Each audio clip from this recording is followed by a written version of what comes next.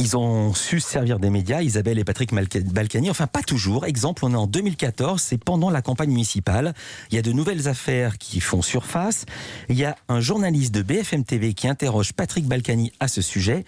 Et voici ce qui se passe. Je rentre dans la permanence, il y a une bonne ambiance.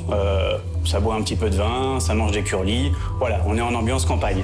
Au moment de sortir, je tombe nez à nez avec Patrick Balkany. Et là, du coup, j'en profite. J'allume la caméra et je lui tends le micro. Je lui pose les 2-3 questions sur le patrimoine. Et c'est à ce moment-là qu'il a dégoupillé. Monsieur, j'ai fini de vous parler. Maintenant, vous pouvez sortir et quitter ma permanence. Cassez-vous.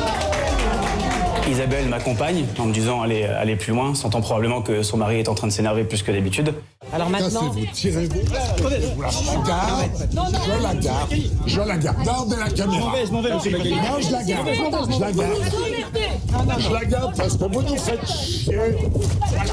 Le sentiment pour un caméraman de se faire piquer sa caméra, c'est assez compliqué. Et puis par Patrick Balkany, c'est quelque chose d'assez irréel. Il a confisqué la caméra, mais il ne l'a pas éteinte. Il la pose quelque part, vous allez nous dire où. Que se passe-t-il ensuite? Oui, en fait, Patrick Balkany, à ce moment-là, c'est le début de son enquête. Il est très tendu, c'est les élections municipales, donc il y a un vrai enjeu. Et là, tout d'un coup, on ne sait pas pourquoi, il arrache la caméra. Et le journaliste s'en va. La suite, que devient la caméra? Patrick Balkany prend la caméra, il veut prendre la cassette, il veut l'éteindre, il veut se débarrasser des rushs. Et en fait, il part, mais la caméra tourne toujours. Il n'arrive pas à l'éteindre, il l'amène dans une remise. Une remise d'ailleurs, on voit les images, où il y a écrit des cartons, où il y a écrit Nicolas Sarkozy dessus. On ne comprend pas, il y a Isabelle qui le suit, qui dit « Mais non, Patrick, arrête, pourquoi tu fais ça, pas maintenant ?» Et Patrick Balkany s'énerve, etc. Et finalement, il n'a jamais réussi à éteindre la caméra. Il a laissé la caméra tourner.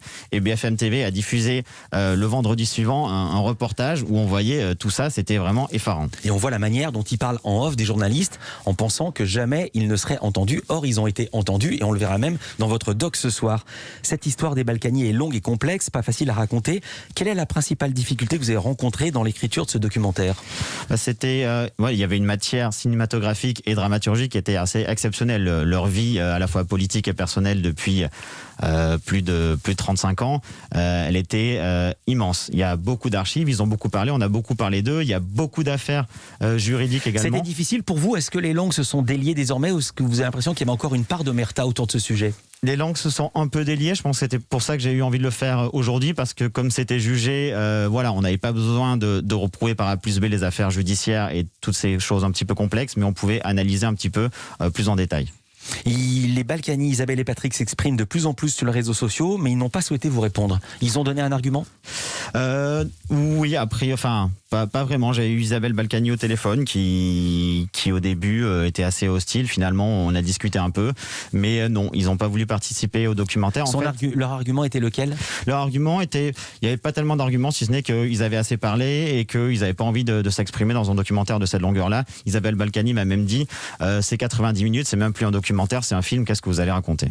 Dernier élément très récent que vous n'avez pas pu ajouter évidemment à votre documentaire, Isabelle Balkany s'est vue retirer sa Légion d'honneur. Décision publiée samedi dernier au Journal officiel. Merci d'avoir été avec nous, Félix Ségère. Merci. Je rappelle, la chute de la Maison Balkany, c'est ce soir à 20h50 sur France 5 dans la collection C'était écrit, documentaire produit par Caméra Subjective.